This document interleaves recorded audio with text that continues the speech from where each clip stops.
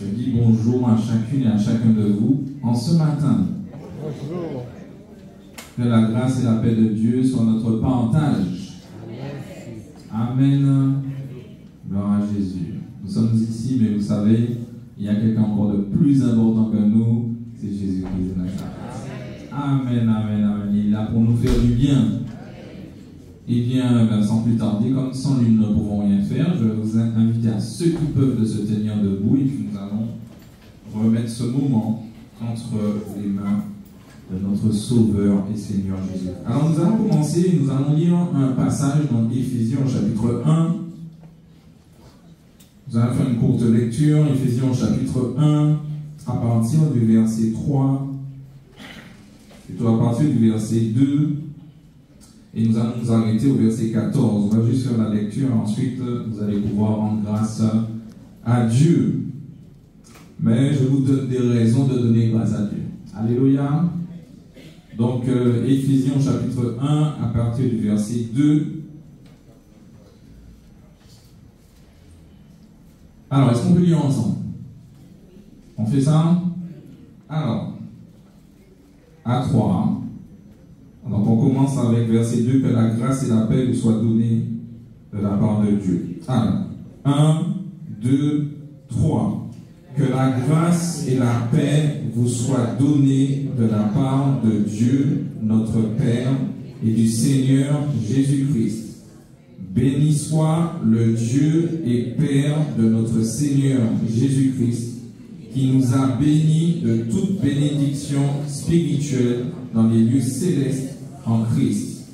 En lui, Dieu nous a élus avant la fondation du monde pour que nous soyons saints et irréprochables devant lui. Il nous a prédestinés dans son amour à être ses enfants d'adoption par Jésus-Christ, selon le bon plaisir de sa volonté, pour célébrer la gloire de sa grâce dont il nous a favorisés dans le bien-aimé. Verset 7. En lui, nous avons la rédemption par son sang, le pardon des péchés, selon la richesse de sa grâce, que Dieu a répandue abondamment sur nous par toute espèce de sagesse et d'intelligence. Il nous a fait connaître le mystère de sa volonté, selon le bienveillant dessein qu'il a formé en lui-même, pour le mettre à exécution lorsque les temps seraient accomplis, de réunir toutes choses en Christ, celles qui sont dans les cieux et celles qui sont sur la terre. Verset 11. En lui, nous sommes aussi devenus héritiers, ayant été prédestinés suivant le plan de celui qui opère toutes choses d'après le conseil de sa volonté, afin que nous servions à célébrer sa gloire, nous qui d'avance avons espéré en Christ. Verset 13. En lui, vous aussi, après avoir entendu la parole de la vérité, l'évangile de votre salut, en lui vous avez cru et vous avez été scellés du Saint-Esprit qui avait été promis. Verset 14, lequel est un gage de notre héritage pour la rédemption de ceux que Dieu s'est acquis pour célébrer sa gloire. Amen, amen, amen. Alors, une raison de dire merci à Dieu se trouve dans le verset 3. Alors, il y a plein de raisons, mais il nous a bénis de toute bénédiction spirituelle. Alors, tu es béni de Dieu. Aïe, aïe, aïe, tu n'as pas bien compris. Tu es béni de Dieu. Voilà, tu peux dire à la personne qui est à côté de toi, je suis béni de Dieu. Voilà.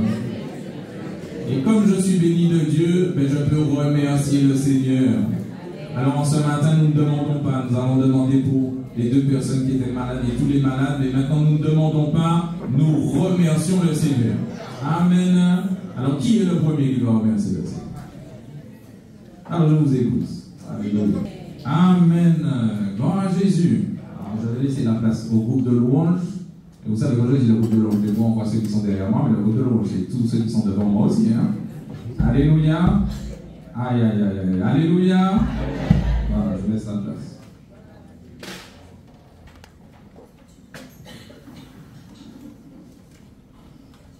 Bonjour à tous. Vous allez bien? Est-ce que vous passez déjà? Vous êtes bien réveillés? Déjà, premièrement, vous êtes là en ce matin. Donc c'est une grâce, c'est une bonne chose. Et en ce matin, nous voulons, pas seulement ce matin, mais nous mettons ce moment pour louer, adorer le Seigneur. Normalement, en général, c'est le premier jour de la semaine. Normalement. Mais bon, c'est le dernier jour de la semaine pour les Occidentaux. Voilà, donc, pour cela, tous ensemble, nous voulons célébrer le puissant nom de Jésus-Christ. Parce qu'il a tellement fait pour nous. Si vous êtes là, c'est qu'il a fait pour toi, n'est-ce pas? Est-ce que vous pouvez juste lever la main? Déjà, quelle grâce que vous avez des mains pour louer le Seigneur, n'est-ce pas? Est-ce que vous pouvez vous mettre debout? Quelle grâce que vous pouvez vous mettre debout. Alléluia. Et si on peut dire Alléluia. Gloire à Jésus. Quelle grâce que vous pouvez parler et quelle grâce que vous pouvez entendre aussi. Amen. Donc, nous allons chanter un chant. Je pense que tout le monde connaît. Je ne veux jamais me séparer de toi. Les choses ne sont pas toujours évidentes, mais Seigneur, je ne veux jamais me séparer de toi. Parce que si je me sépare de toi, ça va être plus compliqué. Mais quand je suis avec lui, je sais qu'il y a l'espoir qui va me délivrer. J'ai l'espoir que je serai avec lui, même si je vis jusqu'à 100 ans sur cette terre, un peu, pas comme je veux, on va dire malheureux un peu, on va dire grosso modo, la vie est chère, mais je serai là-haut, ça sera encore plus belle. Alléluia. Je ne veux jamais me séparer de toi.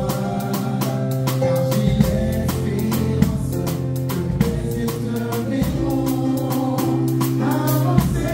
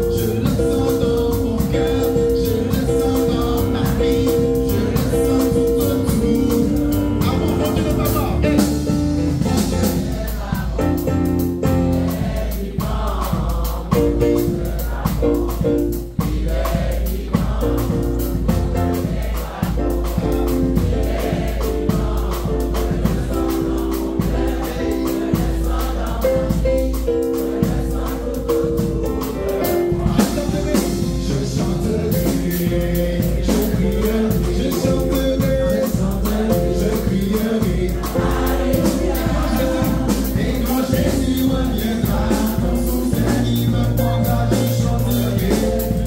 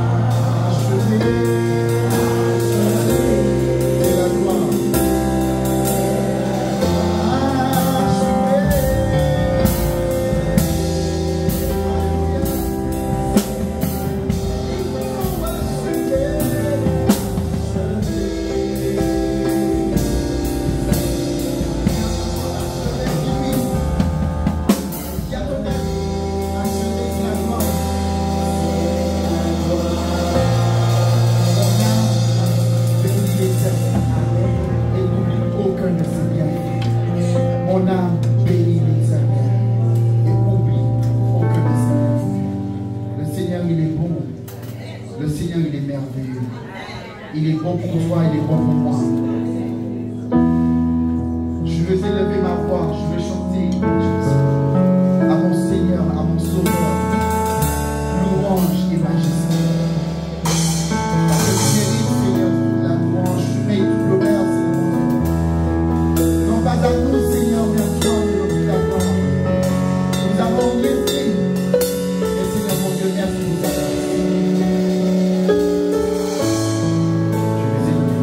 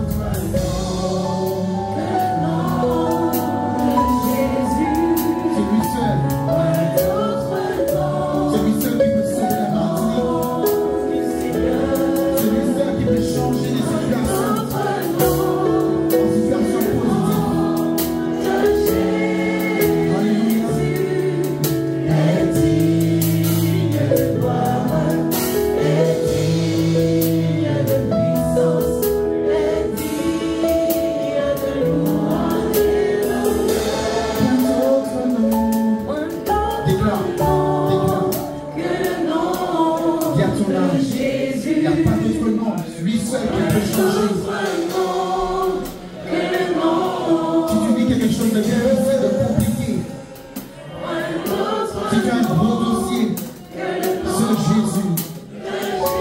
Alléluia. De changer.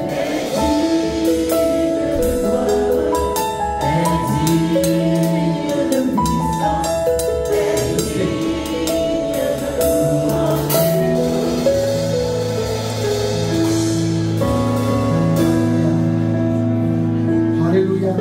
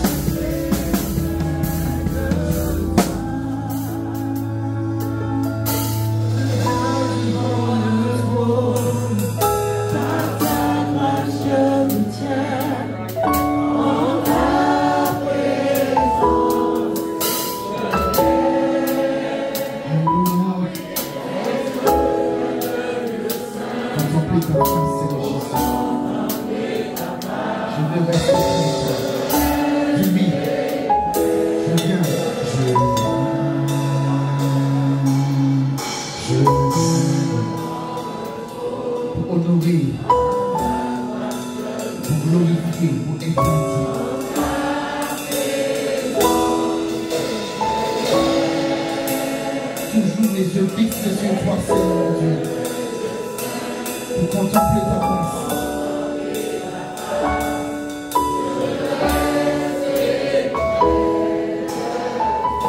Oui, je veux rester près de toi, Seigneur. Je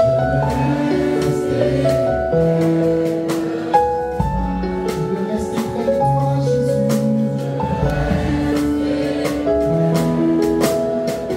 Rester accroché à toi, Seigneur.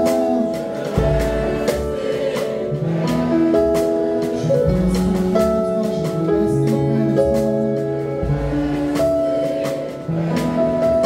Encore une fois, je veux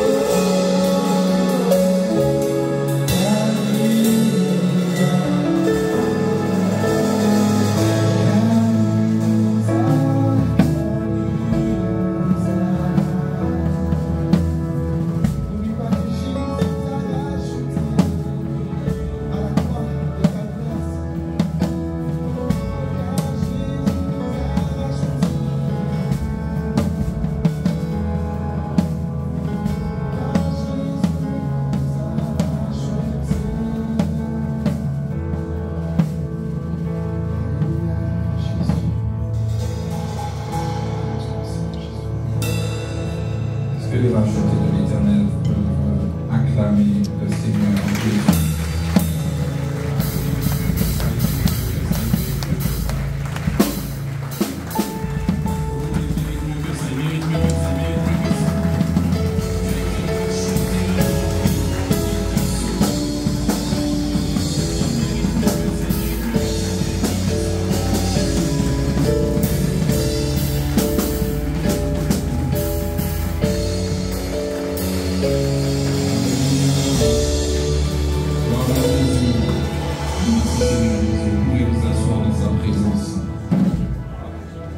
Notre Dieu a fait des choses formidables pour nous. Il a fait des choses formidables pour nous. C'est pour cela qu'il mérite la louange. Il mérite la gloire. Il mérite qu'on puisse le célébrer en ce matin. Et bien ce matin seulement, il y a cet après-midi, il y a tous les jours de notre vie, nous devons le célébrer. Jésus. Alors maintenant il est venu le temps de faire comme Marie. Et Marie, qu'est-ce qu'elle a fait? Elle s'est assise aux pieds de Jésus. Et puis elle écoutait les paroles de Dieu. Amen. C'est pas le temps de faire comme Marthe, parce que Marthe était occupée, parce que vous savez, on peut être ici, mais occupé dans notre esprit. Donc soyons comme Marie qui était assise et qui écoutait. Ben, je vais laisser la place au serviteur de Dieu, le pasteur Zahir, pour donner cette parole. Merci, frère. Je vous dis à tous bonjour. Vous allez bien? Vous allez bien? Mais moi aussi, ça va bien, par la grâce de Dieu. Même si lorsque nous regardons ce qui se passe dans le monde, bien quelque part, nous sommes les choses deviennent de plus en plus terribles, mais que voulez-vous? La parole de Dieu nous enseigne et à nous de pouvoir la garder dans notre cœur, mais aussi à faire ce que le Seigneur nous demande. Alors à Dieu. Le thème de mon message ce matin, ce ne sera pas une étude où je vais entrer dans plein d'éléments, mais nous interpeller et puis nous amener en fait à faire quelque chose. Alors à Dieu, parce que si nous prêchons l'évangile, nous prêchons la parole, nous enseignons qu'à la fin, nous ne disons pas qu'il faut appliquer la chose, eh bien, on est passé à côté. Donc il y a une application, et cette application-là, je crois que chacun d'entre nous, nous allons saisir la chose et puis pouvoir mettre en pratique. Donc, nous allons prendre notre passage dans Matthieu, chapitre 13, versets 37 à 43. Matthieu, chapitre 13, versets 37 à 43, où il nous est parlé du bon grain et du mauvais grain. D'accord? Le bon grain et l'ivraie. Donc, lorsque nous commençons un peu plus haut, cette parole, c'est le Seigneur qui donne une parabole pour montrer ce qu'est son royaume. Et à ce moment-là, il prend l'exemple du bon grain et du royaume. Il veut dire que Dieu vient, il sème, mais le diable aussi sème. Donc, il y a un problème. Alors, nous lisons, le Seigneur, les disciples n'avaient pas bien saisi en fait la parabole, et le Seigneur, ils ont demandé au Seigneur de leur expliquer. Et le Seigneur, il répondit, celui qui sème la bonne semence, donc la bonne semence, c'est le bon grain. D'accord? Celui qui sème la bonne semence, c'est le Fils de l'homme. Le champ, c'est le monde. La bonne semence, ce sont les fils du royaume. L'ivraie, ce sont les fils du malin. L'ennemi qu'il a semé, c'est le diable. La moisson, c'est la fin du monde. Les moissonneurs, ce sont les anges. Or, comme on arrache l'ivraie et qu'on la jette au feu, il en sera de même à la fin du monde. Le Fils de l'homme enverra ses anges qui arracheront de son royaume tous les scandales et ceux qui commettent l'iniquité. On termine.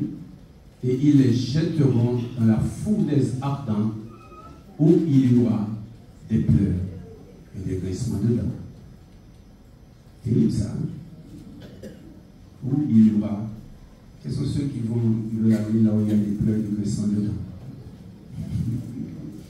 Aucun d'entre nous, n'est-ce pas? Eh bien, si on ne veut pas, il y a quelque chose à faire. Une manière de vivre pour nous empêcher d'aller dans ce lieu de tout le monde. Lorsque, donc j'ai dit, mon thème, c'est établissons. Établissons le royaume de Dieu. Alors, je ne vais pas, comme je vous l'ai dit tout à l'heure, je ne vais pas entrer dans tous les détails de ce qui a été dit, mais amener une pensée, la pensée principale, la pensée justement de ce royaume. Et comment justement établir ce royaume.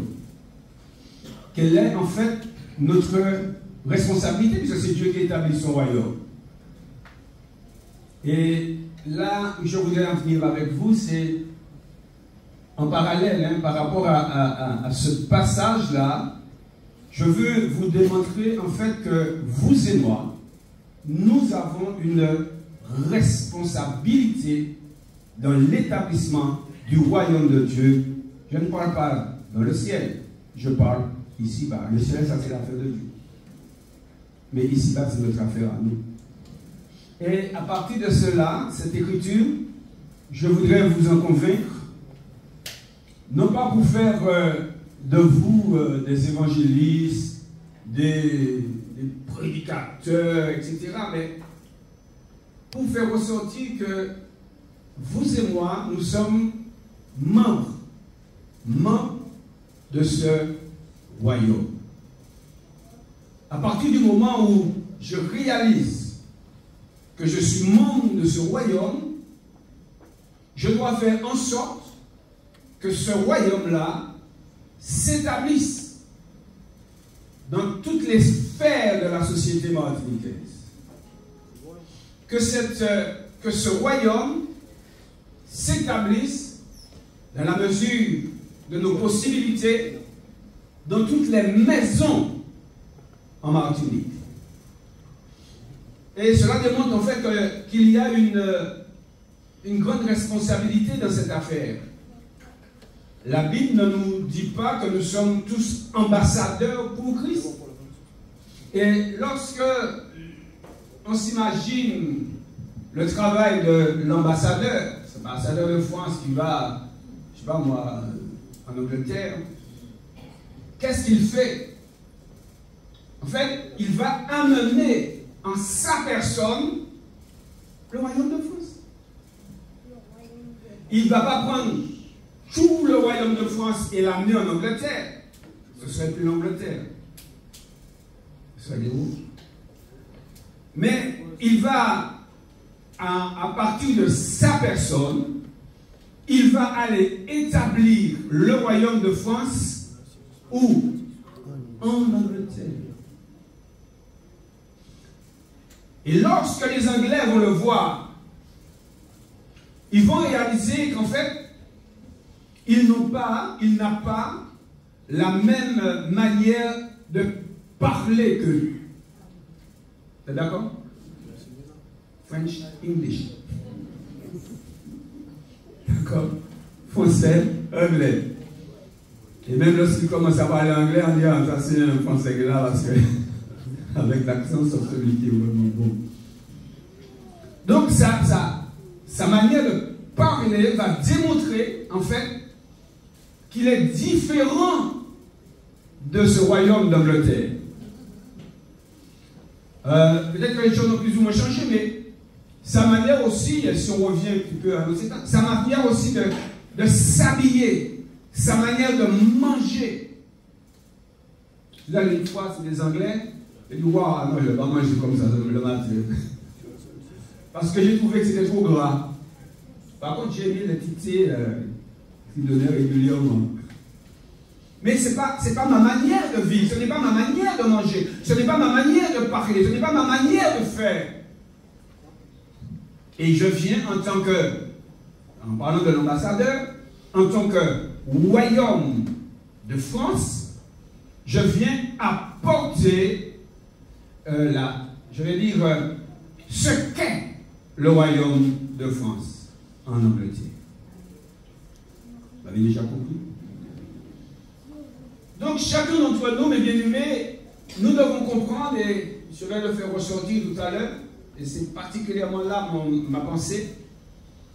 Chacun d'entre nous, puisque Jésus est venu mettre le royaume ici-bas, il est venu pour l'annoncer, chacun d'entre nous, nous devrions comprendre que nous sommes une continuité de Jésus-Christ de Nazareth.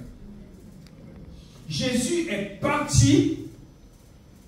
Alors, je vais dire, il y a une forme de discontinuité et de continuité. Ça veut dire que quand on me regarde, je ne suis pas Jésus. Je suis Georges. D'accord? Mais qu'est-ce que Georges fait? Il fait un exemple de Jésus. Donc, quelque part, il y a une continuité, dans l'œuvre commencée par Jésus-Christ de Nazareth. Et je veux rapidement le faire comprendre par là en disant que nous sommes, la Bible te dit que tu et nous sommes le corps de Christ. Nous sommes les membres du corps de Christ. Et ainsi, le Seigneur, lorsque nous regardons, le Seigneur nous appelle à établir son royaume. En continuant l'œuvre de Jésus-Christ de Nazareth. Cette œuvre-là ne doit pas cesser. Ce n'est qu'au retour du Seigneur que ça va cesser. Mais Jésus ne doit pas encore retourner. Vous et moi, nous avons cette responsabilité d'établir ici-bas le royaume de Dieu. Et je veux faire ressortir que Jésus, lorsqu'il est venu, c'est vrai que nous avons souvent tendance à souligner cela, on vient de le souligner d'ailleurs avec la Sainte Seine, que Jésus n'est pas juste venu pour nous pardonner nos péchés. Il n'est pas venu pour faire que ça. Ça, c'est la base. Mais il est venu pour faire de nous un peuple. Et ce peuple-là, il les appelle tout simplement son royaume. Alléluia. En fait, lorsque nous regardons le royaume de Dieu, qu'est-ce que nous voyons? Premièrement, nous voyons dans notre tête, nous voyons un lieu. Mais le royaume, cela veut dire que lorsqu'on parle de royaume, on parle de monarque qui règne. Mais le Seigneur, il n'est pas venu pour régner n'importe où, tout en régnant sur la terre, mais il règne dans notre cœur. Ça veut dire que là où le Seigneur va régner, la sphère du règne du Seigneur, cela se trouve en nous. Donc le règne de Dieu, il est où? Il est en nous. Le règne de Dieu est en moi. Donc lorsque je me déplace, qu'est-ce qui se déplace par rapport au règne de Dieu? Qu'est-ce qui se déplace? Royaume. Comment dire? Qu'est-ce qui se déplace? C'est le royaume de Dieu qui se déplace. Je vais à la maison, c'est le royaume de Dieu. Je viens ici, c'est le royaume de Dieu. Je prends l'avion, c'est le royaume de Dieu. Alléluia. Et même si l'avion fait boum, le royaume de Dieu est quand même là. Alléluia. Là, ainsi, parce que nous sommes devenus ambassadeurs, je veux relever que nous sommes une sorte de vitrine du royaume. Puisque le royaume de Dieu se déplace. Et nous allons prendre quelques versets pour montrer cela. Qui veut dire qu'en fait, ma vie va démontrer ce qu'est le royaume. À partir du moment où je ne comprends pas que ma vie démontre le royaume, mes bien-aimés, eh bien je ne ferai rien pour établir ce royaume. Je vivrai selon moi. Je vivrai à ma guise. Mais dans la mesure où je prends conscience, et ça c'est, ce matin c'est là l'idée, que vous et moi, nous puissions encore et encore et encore prendre conscience que nous sommes appelés à établir le royaume de Dieu. En quelque part, que le royaume de Dieu, à travers nous, à travers vous et moi, que le royaume de Dieu soit visible. Lorsque quelqu'un vient au milieu de nous, lorsque quelqu'un nous entend parler, etc., la personne doit voir, elle doit entendre, elle doit discerner le royaume de Dieu. Lorsqu'elle vient à la maison, elle doit discerner le royaume de Dieu. Et lorsque nous lisons cette parabole, nous voyons qu'en fait, cette parabole va mettre en évidence deux puissances. La puissance de Dieu, Fils de l'homme, la puissance du diable. Vous êtes d'accord? L'un est en opposition à l'autre. Ce sont deux directions différentes. Ce sont deux manières de voir différentes. Ce sont deux actions différentes. Et ce sont deux finalités différentes.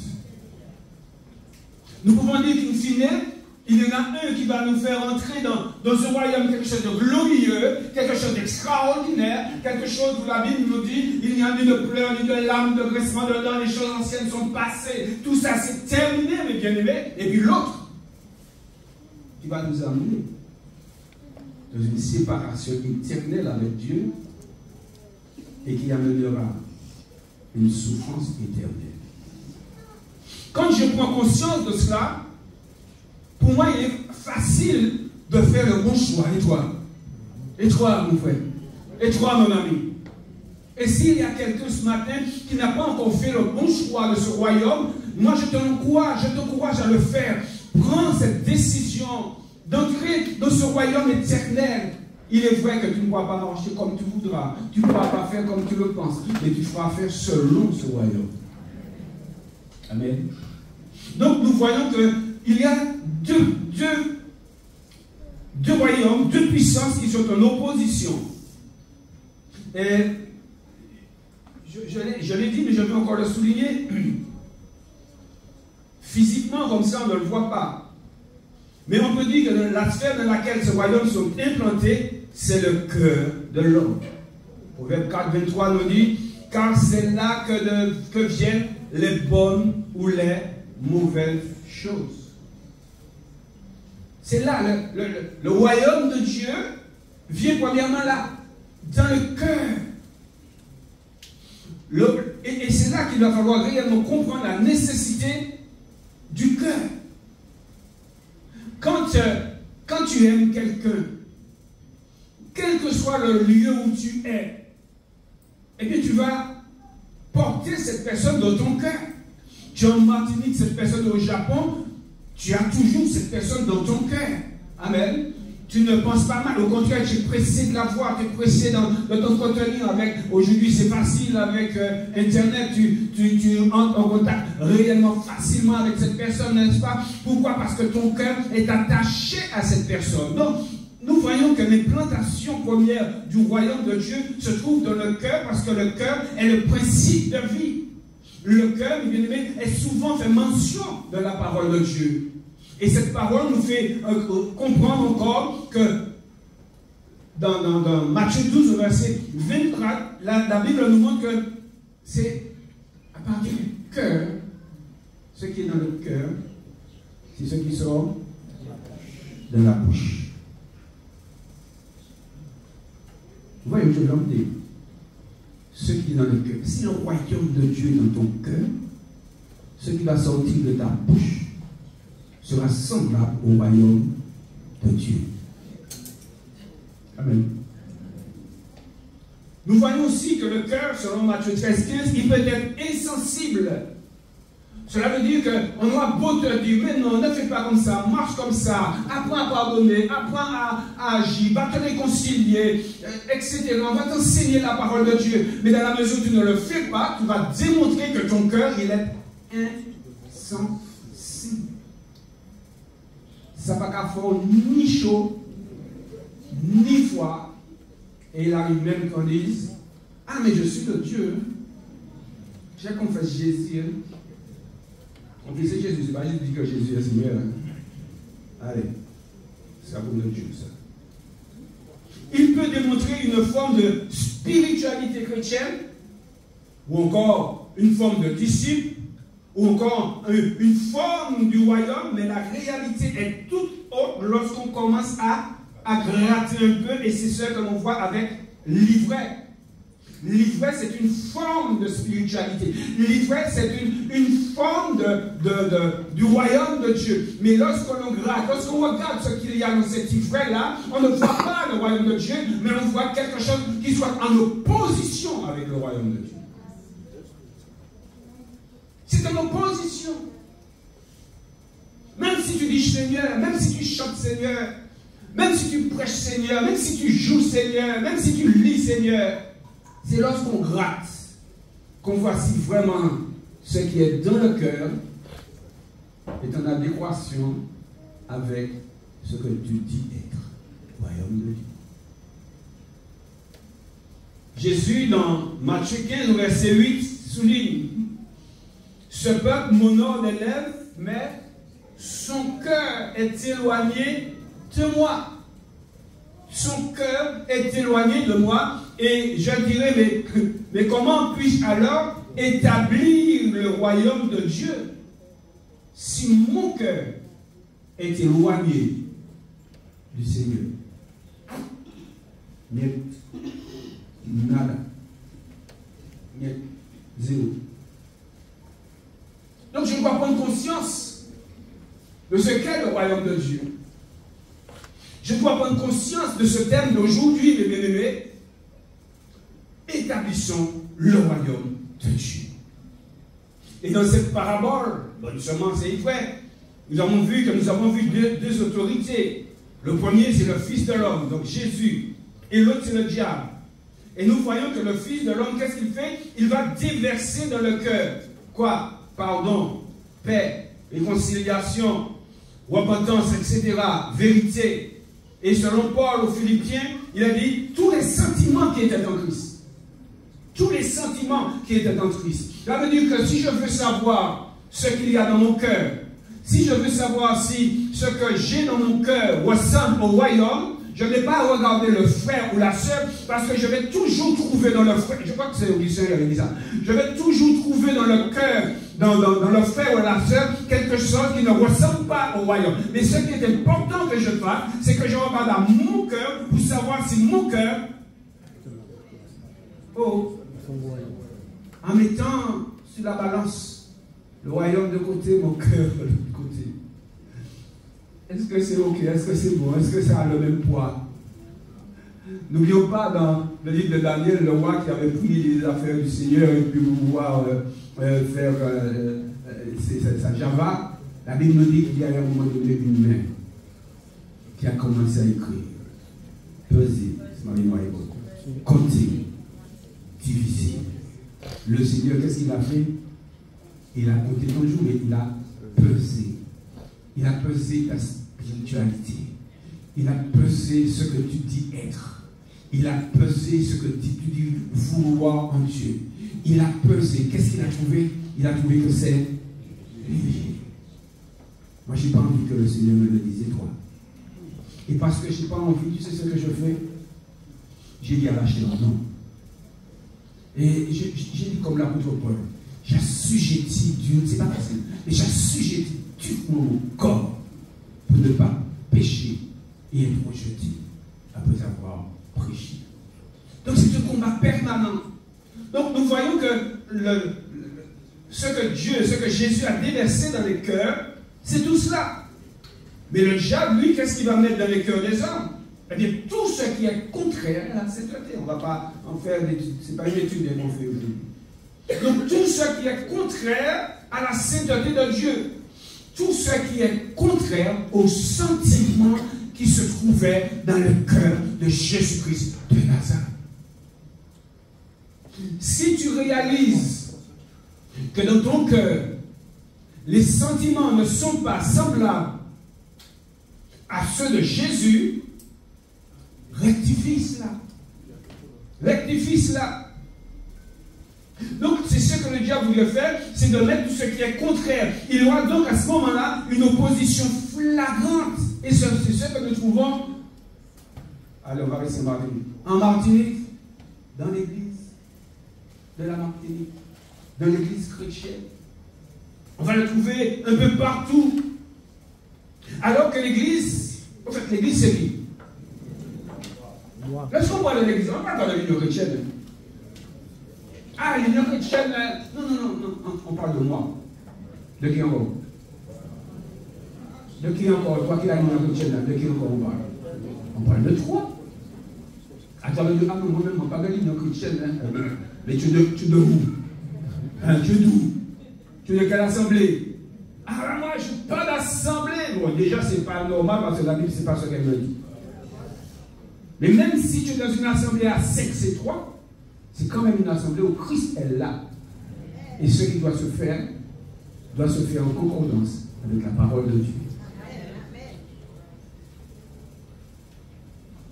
Donc tu es une vitrine. Ça veut dire que lorsque quelqu'un, prenons l'église union chrétienne, lorsque quelqu'un vient à l'union chrétienne, au plein évangile ou ailleurs, lorsque quelqu'un vient là, de ceux qui disent être enfant de Dieu, ambassadeur de Christ, membre du royaume, qu'est-ce que la personne doit voir? La personne doit voir les sentiments qui sont dans ce royaume-là. Et dans le royaume de Dieu, il n'y a pas de ténèbres, parce que Dieu ne change pas. Dieu est pur.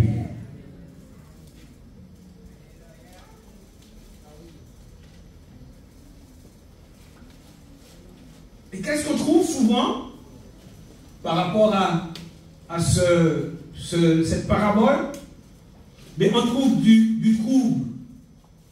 Et la Bible appelle cela scandale. C'est Jésus qui en parle. Scandale. Tu relis la parabole. La Bible, le Seigneur appelle cela scandale et iniquité. Scandale et iniquité. Le mot scandale dans ce texte, je regardais ce que me donne la concordance 3. Elle me dit que c'est une occasion de chute que l'on trouve ou que l'on dresse sur le chemin. un rocher qui fait trébucher.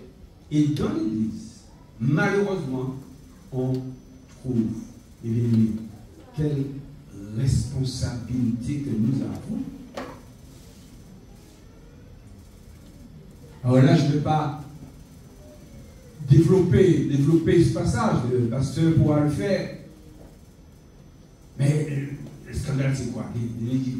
Qu'est-ce qui peut amener la chute? Qu'est-ce qui peut amener l'occasion? Qu'est-ce qu'il y a d'une occasion de chute? Lisez la Bible et vous allez en trouver. Faites une étude à ce sujet. Mais je veux montrer par là notre responsabilité. Cela veut dire que le diable, tout comme dans la parole, a pris le contrôle comme dans le jardin d'Éden. Dans le jardin d'Éden, il a pris le contrôle, n'est-ce pas? Il a pris le contrôle sur Adam et Ève. Le diable, il prend le contrôle sur certaines personnes dans le monde. Mais permettez-moi de vous dire que malgré le fait qu'il prenne le contrôle sur certaines personnes, la Bible me dit que Dieu, lui, il est au contrôle. Alléluia. Le diable pensait qu'il aurait pu faire telle et telle chose avec Job. Juste ça, mais pas ça. Dieu est au contrôle. Alléluia. Ça veut dire que l'Église, la Bible me dit que l'Église appartient à Jésus. Même si elle s'appelle l'Union chrétienne. Mais elle appartient à Jésus. Pourquoi? Parce que ce sont ceux et celles qui ont cru en Jésus, qui sont rassemblés au nom du Seigneur, qui sont là. Alors cette Église dite Union chrétienne, c'est une Église qui appartient à Jésus. Alléluia. Amen. Qui veut dire, toi tu appartiens à Jésus. Alléluia. Tu n'appartiens pas au pasteur Zahid, au pasteur Hugo, au pasteur Elia. Non, tu appartiens à Jésus de Nazareth. Amen.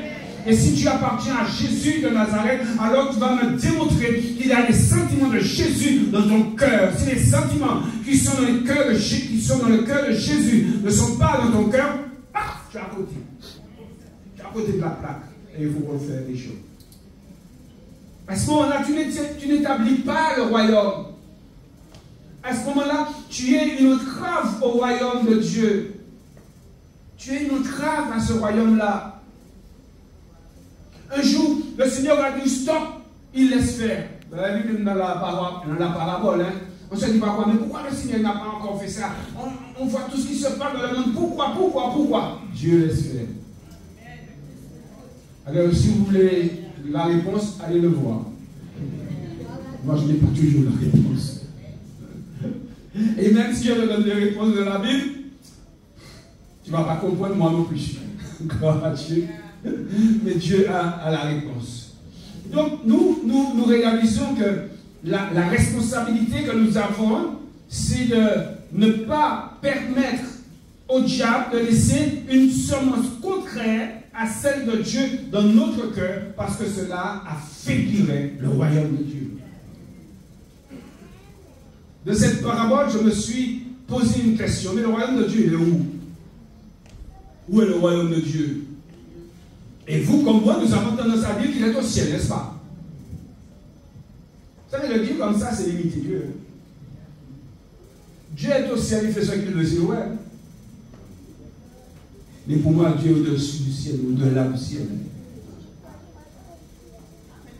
Lorsque je dis que Dieu est au ciel, son royaume c'est au ciel, je vais le limiter, je vais le cantonner dans un lieu bien précis. Et pourtant il est dit que les cieux des cieux ne peuvent le contenir. La terre est son marchepied, donc la terre fait partie de la sphère où règne le Christ. Où règne Dieu. Dieu règne là, au milieu de nous là. Jésus a dit là où deux ou trois sont réunis en mon nom, je suis là, donc Jésus règne. Mais je ne le vois pas, je ne le vois pas. Jésus, tu es où? Tu es où? Et pourtant, il nous a dit qu'il règne. En disant qu'il est au ciel, on a l'impression qu'il est tellement loin, qu'il fait ses affaires et nous les nôtres. Et puis, dire cela, cette pensée, c'est vivre d'une manière qui nous empêche de prendre conscience de la présence de Dieu, de prendre conscience de l'œuvre du royaume, de prendre conscience de ce que Christ est venu faire. La parabole nous dit que c'est le Fils de l'homme qui sème la bonne semence. Souvenez-vous de ce petit mot-là. Le Fils de l'homme, c'est lui qui sème la bonne semence. Et pourtant, je vous dis, établissons le royaume. tout cela. Mais bien aimé, je veux faire ressortir une notion qu'on appelle la notion d'immanence. Dieu est immanent. Je vais vous l'expliquer. Et nous comprendrons qu'il n'est pas seulement, encore un autre mot, transcendant. Ça veut dire quelque chose d'extérieur à nous, quelque chose de trop grand pour nous, quelque chose qu'on ne peut pas comprendre, comme quelque chose qui... Ça m'aide. Comment on peut expliquer ça? Je sais que tu es bon. Quelque chose qui est tellement grand, ça nous dépasse. C'est trop fort pour nous. L'immanence de Dieu. Maintenant, c'est pas en nous, ça ne peut pas être près de nous. Maintenant, ça nous dépasse, mes bien-aimés. Et quelque chose qu'on ne peut pas comprendre, quelque chose qui en fait est tout ça. Alléluia. Je peux te dire que c'était ça, le cas, ce cas-là était dans l'ancienne alliance. On ne pouvait pas le toucher. On ne pouvait pas s'approcher de lui n'importe comment. On ne pouvait pas se présenter devant lui, c'était la mort à coup sûr. C'était la peur, les tremblements de terre, etc. Mais aujourd'hui, permets-moi de te dire que c'est différent. Et c'est pourquoi je veux te parler d'immanence. Donc cette notion d'immanence, elle est exposée en fait dans la parole de Dieu. C'est tout simplement la présence de Dieu dans sa création. Je ne dis pas que Dieu, comme disent certains sectes, que Dieu est dans l'arbre, que Dieu... Non, c'est pas ça. Mais je parle de sa présence. Donc, si je dis que Dieu est au ciel et que je me limite à cela, je n'ai pas tout dit. Dieu est au ciel, mais Dieu est aussi sur la terre. Dieu règne dans le ciel, mais Dieu règne aussi sur la terre. Pas sur la terre seulement, sur Mars, sur Vénus, sur Jupiter, etc. Dieu règne dans toute sa création. Comment est-ce que Dieu si grand va créer quelque chose de si extraordinaire et puis il ne va pas régner? Non, mais il règne partout. Tu vas prendre la fusée, tu vas aller sur Mars, tu vas rencontrer Dieu. Alléluia. Oh, praise the Lord. Donc la notion d'immanence, nous allons trouver rapidement dans la parole de Dieu. Ésaïe 7, verset 14, Matthieu 1, verset 23. Ésaïe nous parle et Matthieu nous parle aussi de la personne de Jésus. On va l'appeler le Messie, on va l'appeler Emmanuel. Emmanuel. Dieu avec nous.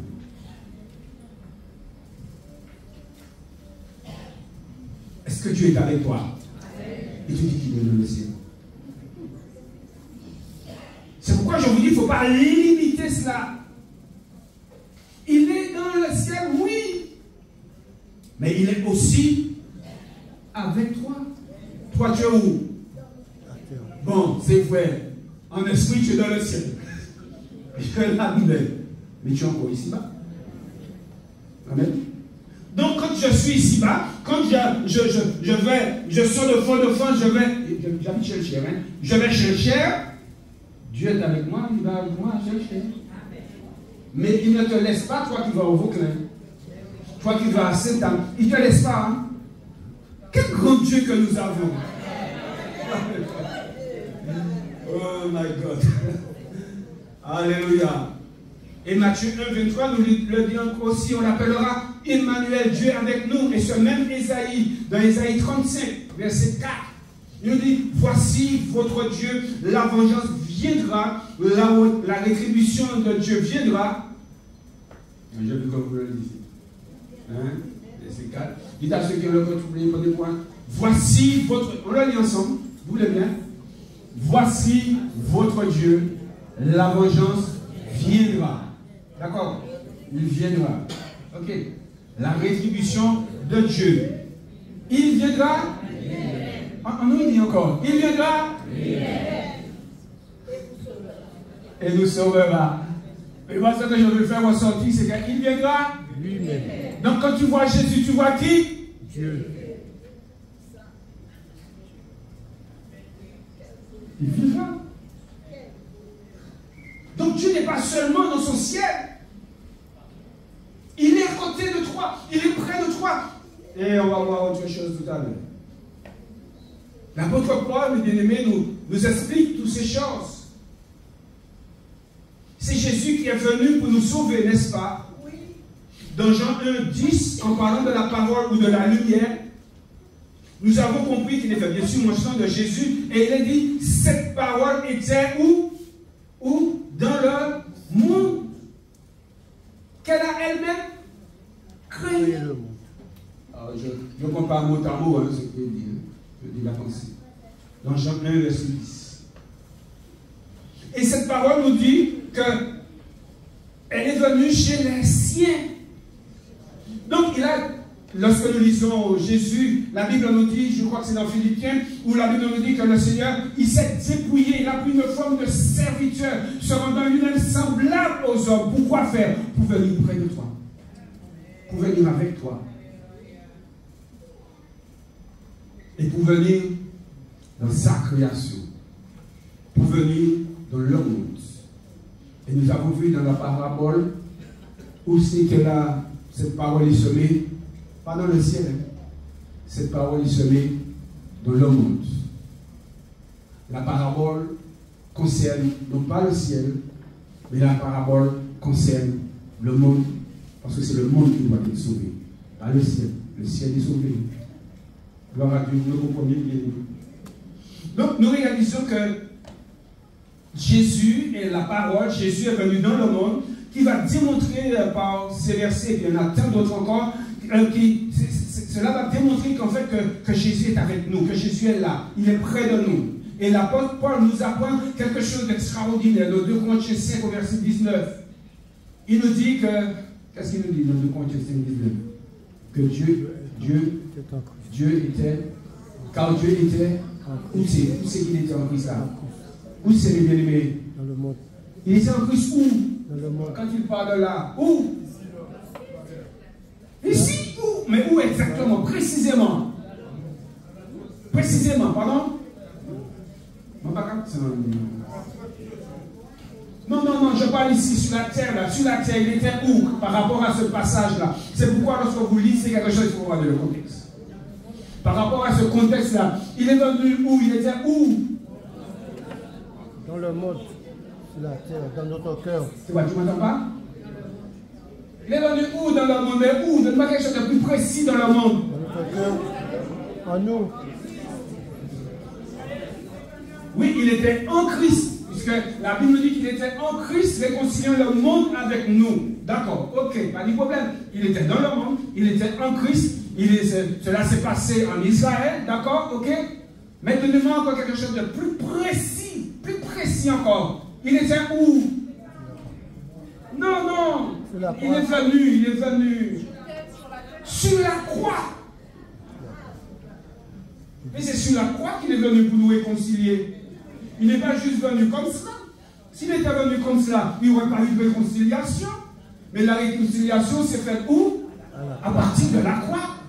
Et à la croix, lorsque nous regardons de plus près la croix, nous voyons Jésus. Mais lorsque nous nous approchons, qu'est-ce que nous voyons en Jésus-Christ? Dieu. Je vais trop vite ou quoi? Nous voyons Dieu. Donc lorsque nous voyons Jésus, nous voyons Dieu. Vous êtes d'accord avec ça? Et pour terminer notre démonstration, je vais faire un parallèle entre l'Ancien et le Nouveau Testament. Dans le livre d'Hébreux, chapitre 12, on va lire ensemble.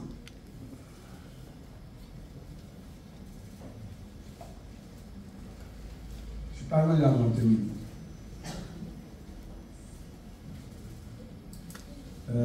Mais pas tout. Mais à partir du verset 18. Le 12, verset 18. Il a dit, alors je vais faire un parallèle entre l'Ancien et le Nouveau Testament pour montrer qu'avant, devant Dieu c'était terrible, mais aujourd'hui, c'est fini. C'est mieux. Vous ne vous êtes pas approchés d'une montagne qu'on pouvait toucher et qui était embrasée par le feu, ni de la nuit, ni des ténèbres, ni de la tempête. C'est ce qui se passait quand le peuple s'approchait de Dieu, près de la montagne. C'était terrible, mes bien-aimés.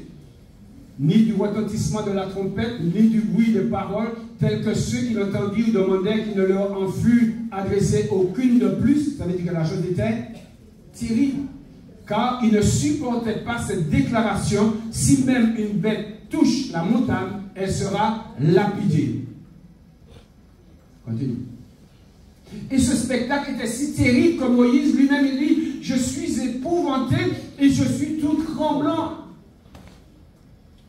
Mais, ça c'était avant.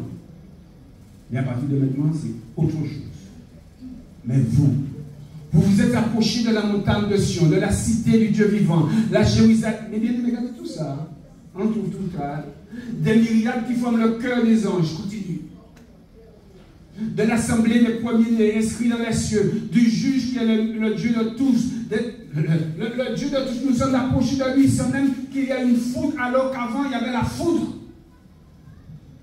Des esprits des justes parvenus à la perfection et de Jésus, qui est le médiateur de la nouvelle alliance et du sang de l'aspersion qui parle mieux que celui d'Abel. Deux langages différents. Celui d'Abel appelait vengeance. Celui de Jésus parle de pardon. Et c'est ce que nous devons enseigner.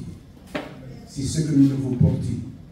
Parce que le royaume de Dieu, c'est un royaume où il faut que le péché soit effacé. Il faut que le péché soit nettoyé. Et lorsque Jésus a parlé du royaume, il a dit, allez, dites-leur, repentez-vous, car le royaume de Dieu est proche. Qui veut dire qu'on ne peut pas rentrer dans le royaume de Dieu si on vit dans le péché. On est obligé de passer par un nettoyage qui se fait par le sang précieux de Jésus-Christ de Nazareth. Donc, pourquoi en fait notre responsabilité? Pourquoi je dis que nous sommes responsables? Mais tout simplement, lorsque je regarde le Corinthiens 3, verset 16, et ce sera le dernier verset, Corinthiens 3, verset 16, il a dit, ne savez-vous pas que, je pense que la plupart d'entre nous connaissons ce verset, mais est-ce qu'on en a conscience? Ne savez-vous pas que vous êtes le temple de Dieu et que l'Esprit de Dieu habite en vous? Et qu'est-ce que l'Esprit de Dieu fait en nous? Fait avec nous? Qu'est-ce qu'il fait, l'Esprit de Dieu? L'Esprit de Dieu, il continue à ce que le royaume de Dieu prenne de la place. Qui va faire cela? Le Fils de l'homme. Mais comme il n'est pas là, c'est toi, et c'est moi. C'est à nous la responsabilité de pouvoir établir ici-bas le royaume de Dieu. Jésus nous appelle à être ses disciples, ses ambassadeurs, ses enfants. Nous avons été, Dieu nous appelle à être ses enfants. Nous avons été ambassadeurs, nous avons été adoptés. Pourquoi faire?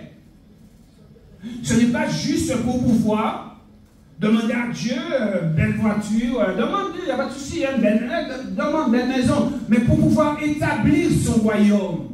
Nous sommes appelés à établir son royaume. Je dois établir le royaume du Seigneur dans mon assemblée. Je dois établir le royaume du Seigneur dans ma maison. Je dois établir le royaume du Seigneur dans mon travail. Si je suis un entrepreneur, j'ai une société, j'ai un magasin, je dois établir le royaume de Dieu. Qui veut dire que tout ce que je fais, toute ma manière d'être, doit être conforme à ce que je suis devenu en Christ, membre du royaume de Dieu. Cela veut dire que je vais démontrer, je vais attirer. Nous avons dit, je suis une vitrine. Et je dois mettre cette vitrine en évidence. Vous avez déjà vu un magasin qui a une vitrine, qui a de beaux linges, qui a de belles parures, etc. Et puis là, mettez un beau bail blanc là, oui. Est-ce que tu as vu ça? Qu'est-ce que tu vas dire si tu vois ça? On va dire, il y a un problème. Non, la vitrine. Qu'est-ce qu'elle doit être? Comment elle doit être? Éclairée. Elle doit montrer ce qu'il y a. Et quand la personne passe, peut-être pas envie, mais quand la personne passe, elle dit, waouh, mais c'est qui doit être bien pour les femmes. Maman, tu vois que tu as peut-être pas de même envie, non? Mais vous voyez belle. Pourquoi? Parce que la vitrine est bien faite. Parce que la vitrine attire, n'est-ce pas? Le monsieur qui passe là, qu'est-ce que tu vois? Allez, en belle chemise. Maman, belle chemise, elle m'a dit bien venue en chemise comme ça. Peut-être où tu es rêvé ça avec 20 ans, oui, mais là où ouais, là, mais pourquoi tu l'as vu?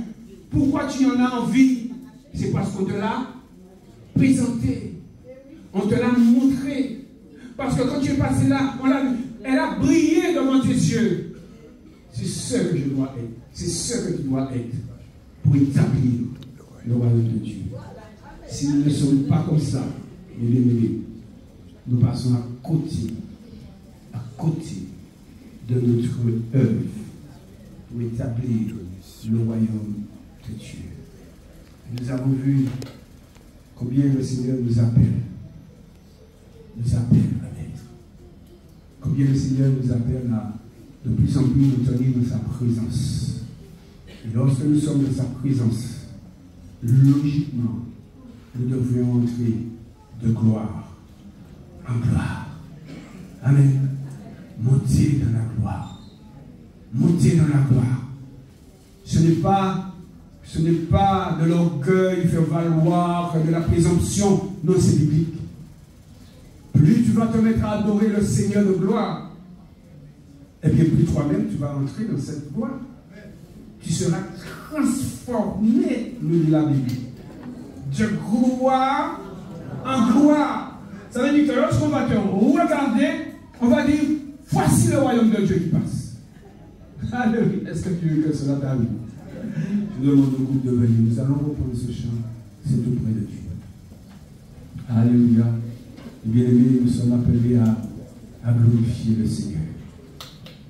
Et s'il y a quelqu'un qui aujourd'hui n'est pas encore, n'a pas encore mis les pieds dans le royaume de Dieu et qui voudrait le faire aujourd'hui, je lui demande juste de lever la main, même de venir directement, nous allons prier avec toi, pour t'aider à prier pour cela et à te repentir, parce que la Bible dit qu'il faut se repentir pour que tu puisses entrer dans le royaume de Dieu.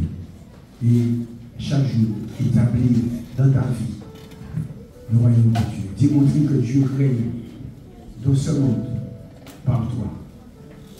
Est-ce qu'il y a quelqu'un qui n'a pas encore pris cette décision, qui voudrait le faire? Y a-t-il là qui voudrait le faire ce matin? Donc pendant que nous chantons, si tu veux prendre cette décision, eh bien tu dois lever la main et nous allons prier avec toi. Parce que nous, c'est auprès de Dieu. Alléluia. Vous avez compris la pensée de Dieu. Vous avez compris que Dieu est avec vous. Vous avez compris qu'il n'est pas seulement dans son ciel. Vous avez compris qu'il est en vous.